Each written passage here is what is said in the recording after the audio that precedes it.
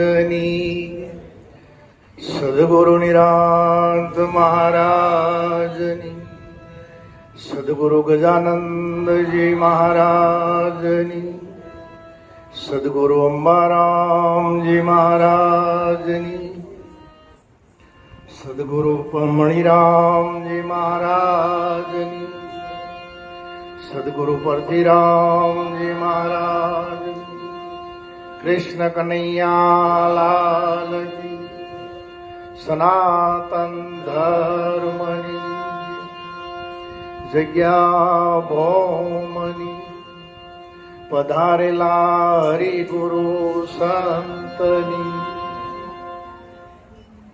આજે સુંદર અને પવિત્ર પાવન પ્રસંગ આ સુરતના આંગણે અમારે રમેશરામ મહારાજ એમના પરિવારે મળી સંતોને બોલાવી, ભક્તોને બોલાવી અને પોતે અરસપરસ દર્શનનો લાભ લીધો, લેવડાવ્યો.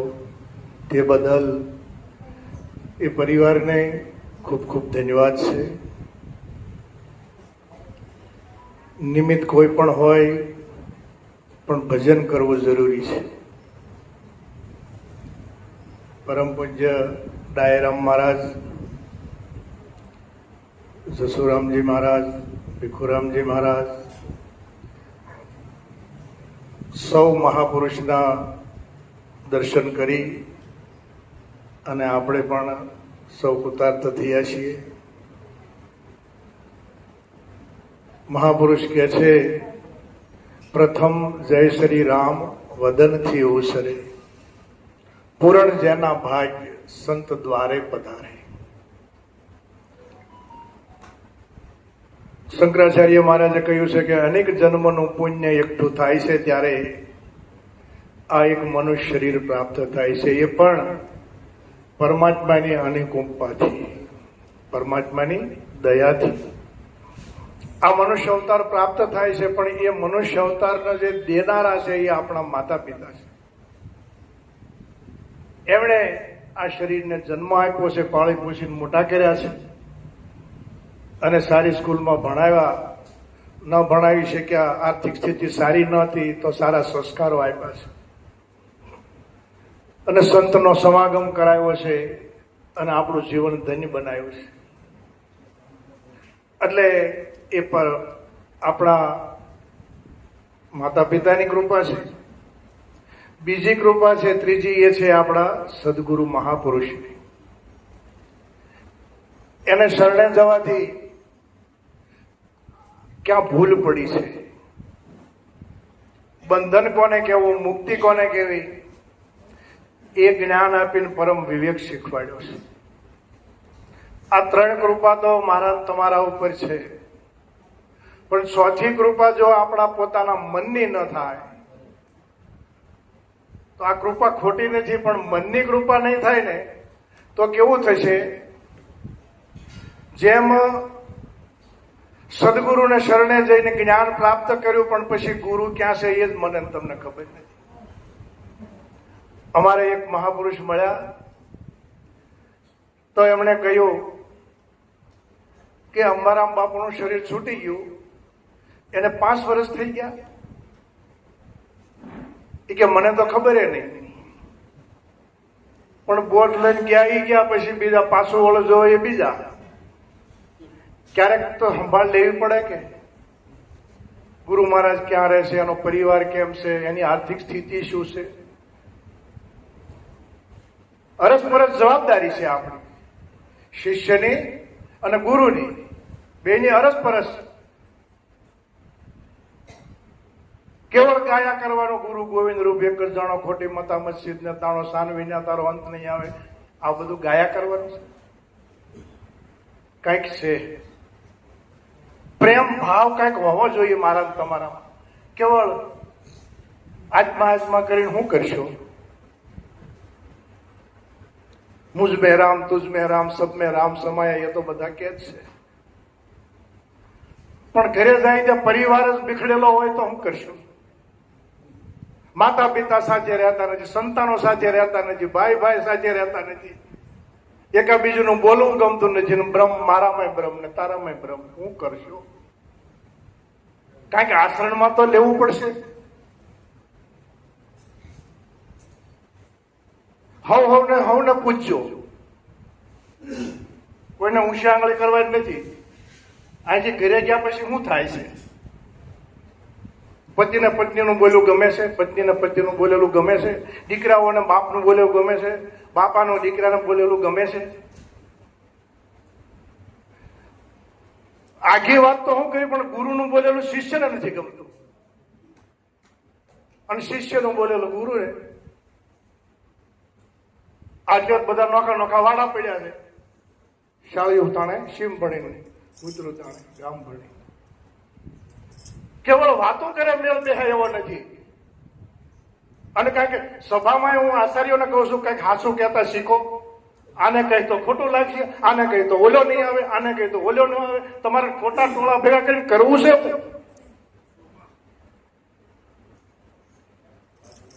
રામકૃષ્ણ પરમહંસને એક જ વિવેકાનંદની જરૂર હતી, અને એ વિવેકાનંદ આજે જે એની જે આખા વિશ્વને જાગતું કર્યું છે. હજી પરમ દિવસે જ પ્રોગ્રામ હતો અને અમે હતા તો બાબુરામ મહારાજ કહેતા હતા, બેન ગાડી પછી માલોસણાવાળા, એ કે કહેવા જાય કે ઓલાને ખોટું લાગે, કે ઓલાને ખોટું લાગે. એટલે ખોટું લાગે એમ તમે કરશો તો આ તમારું હાલશે કેમ? આગળ મહાપુરુષોને તમે જુઓ, જ્યાં કીધું છે ને સાચું કીધું છે. પોતાનો દીકરો હોય તોય ભલે, અને શિષ્ય હોય તોય ભલે. આ તો હું કહીશ તો કે નહીં આવે, ન આવે તો કઈ નહીં. ક્યાંક ઓલાને ગાય હતી તો દૂધે વાળું કરતા હતા. હું કામ પર લોભનમાં ખેંચાવશો? હું કામ લાલા ફેફા કરો છો? ગરજે અર્જુન હિજર ભયો, ગરજે ગોવિંદ ઘેનું સરાય. ખરેખર વાસ્તવિક વિચાર કરો. જે પદ મને તમને ગુરુ મહારાજે આપ્યું છે એ પદ ઉપર તમે હું બેઠા છીએ, અને જો સાચું કહેવાની તેવડ ના હોય અને શિષ્ય બન્યા છો તો ગુરુ કહે અને ગુરુના વસન ઉપર વિશ્વાસ ના હોય તો પછી છોડી દો. શું કામ દોડા કરો છો? કરવું જ નથી કાંઈ તો.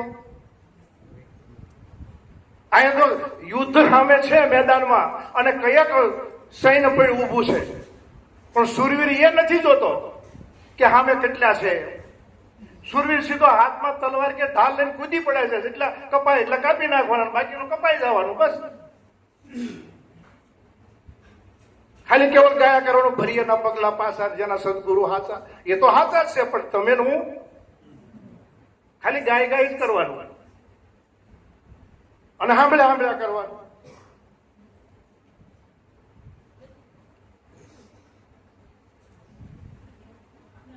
કારણ કે વિચારવા જેવું છે. અને આગળના મહાપુરુષોનો વિચાર તમે કરો, હું તમે કરીએ, એ કઈ ભૂમિકા પર ચાલ્યા છે, સાચું કહેતા હતા. ગીતામાં ભગવાન શ્રી કૃષ્ણ કહે છે કે ઇન્દ્રિયોના વિષયો, અને એ વિષયો પ્રમાણે જે વર્તે છે એને જીવ આત્મા કહે છે, એનું પતન થાય છે. જે ફેક્ટરી ચલાવે છે, એ ફેક્ટરી જે ચલાવે છે એનો માલિક છે, એનો કારીગર કે એમ જો કરે તો એની ફેક્ટરી કોઈ દિવસ ચાલે જ નહીં, નુકસાનમાં જાય. હીરાની ફેક્ટરી ચાલતી હોય ને, હીરાનો કારીગર હીરો બનાવીને લાવે અને શેઠ એમને લઈ લે. શેઠ કારીગર એમ કે નહીં, કટિંગ સારું છે, લઈ લો. તો શેઠ પછી માથું હલાવીને લઈ લે તો એનો માલ વેચવા ક્યાં જાય? આમાં આવું કઈક દેખાય છે.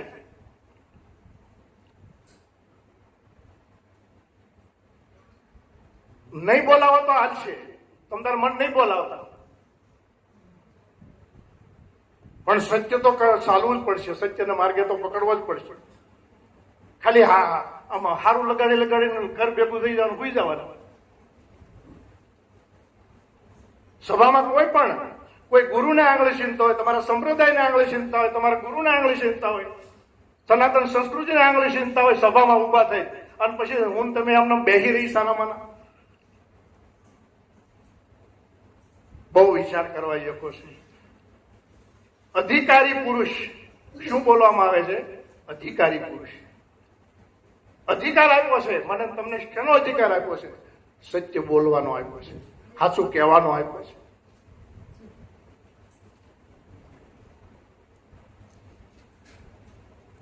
બી ભક્તિ કરવા જેકી નથી. ભક્તિ સુરવીરની સાસી, લીધા પછી મૂકે નહીં પાછી.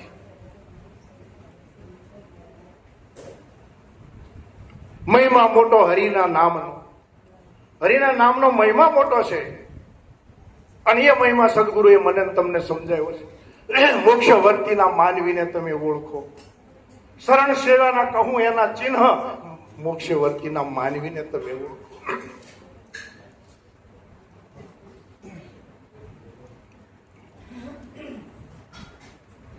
પુત્ર પિતાનો વસન પાળશે, નારી નરને કરે નમસ્કાર.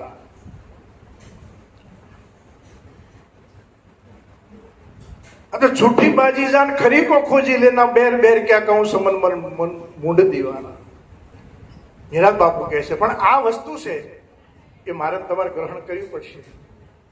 રામરસ પીઓ બીજાને પાવો, પેલા લાગે કડવો ને પછી લાગે મીઠો, એમ ગુરુના વચન છે ને, સત્ય છે. અને એ કડવા લાગશે પેલા, પણ જે કડવા પી જાય ને એ પછી મીઠા થાય. ખાલી ગાવાનું કબીર સાહેબ નું ભજન,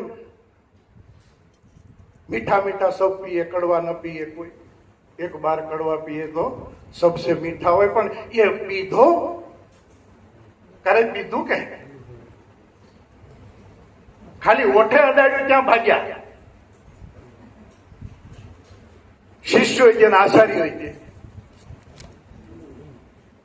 જેમાં ડુંગરની ઉપર એ પર્વત છે, એના ઉપર પડેલો વરસાદ, અને એ વરસાદ પડે એટલે આજુબાજુથી માટી ઘસી જાય છે. અને એ પથ્થર છે એ ત્રિકોણીય હોય છે, ચોરસ હોય છે, અને એ પછી પાછો ત્યાંથી ગબડે છે.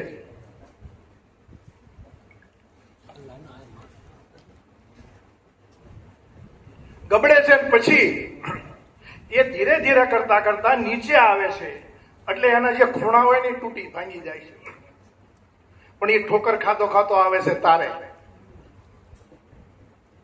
અને અહીંયા તો મને તમને બે ત્રણ શબ્દો બોલતા આવડી ગયા, પાકા કરેલા, એક બે ભજન બોલતા આવડી ગયા, અને ગુરુ મહારાજે કટકો ઓઢાડી દીધો, એટલે કે એમ કઈક સહી.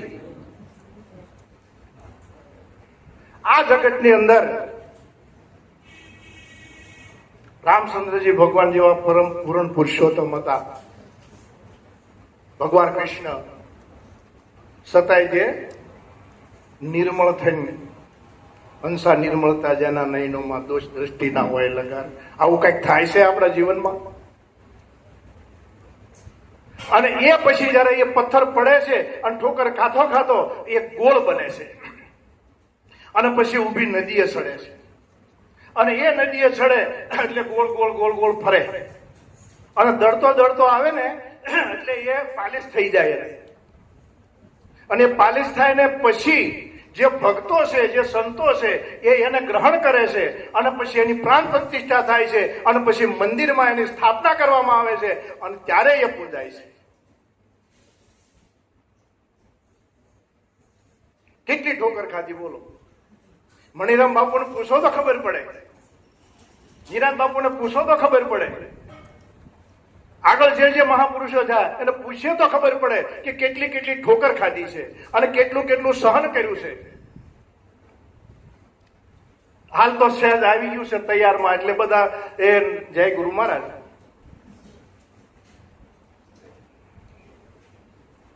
આ તો મને લાગુ પડે હો પાછું. એવું નથી કે આ કોઈને ઠપકો છે, ઠપકો કોઈને નથી.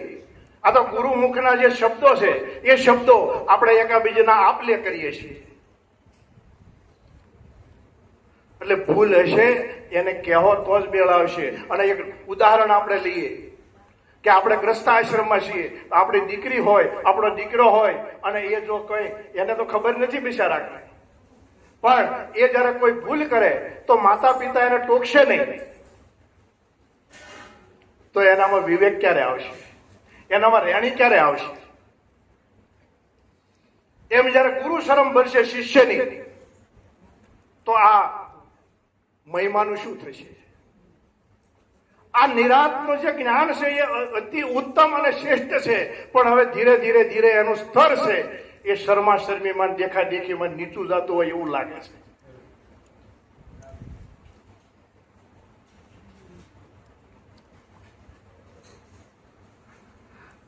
પુત્ર વસન પિતાનું પાળશે, નારી નરને કરે નમસ્કાર. આ મોક્ષી વર્તીના માનવીને ઓળખો. આ એકતાની વાત છે. હવે એકતા તમે જુઓ, ગુરુભાઈઓ હારી બેહે છે. ગુરુભાઈઓને કઈ આમ કઈ કેમ છે? આચાર્યોને કેમ છે?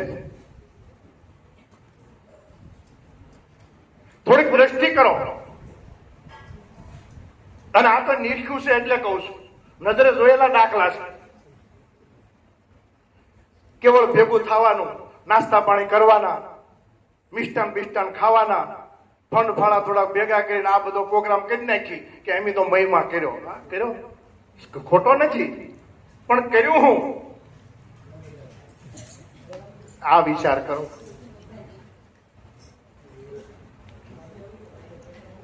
આનો અર્થ એ નથી કે આપણે પાલન નથી કરતા, કરીએ છીએ, પણ જે નિરાંતની રીત પ્રમાણે, જે ભારતીય સંસ્કૃતિને એના રીત પ્રમાણે જે થવું જોઈએ એ વસ્તુ દેખાતી નથી.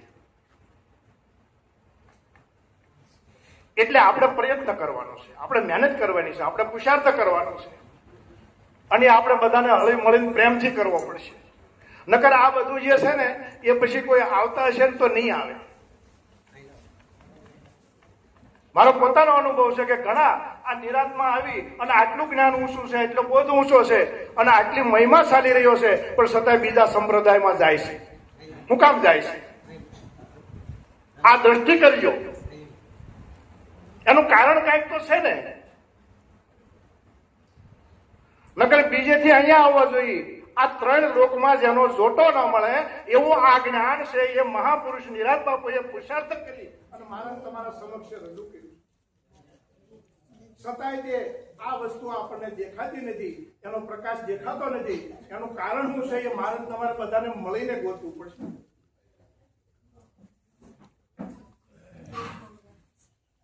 એટલે ખૂબ વિચારવા જેવું છે.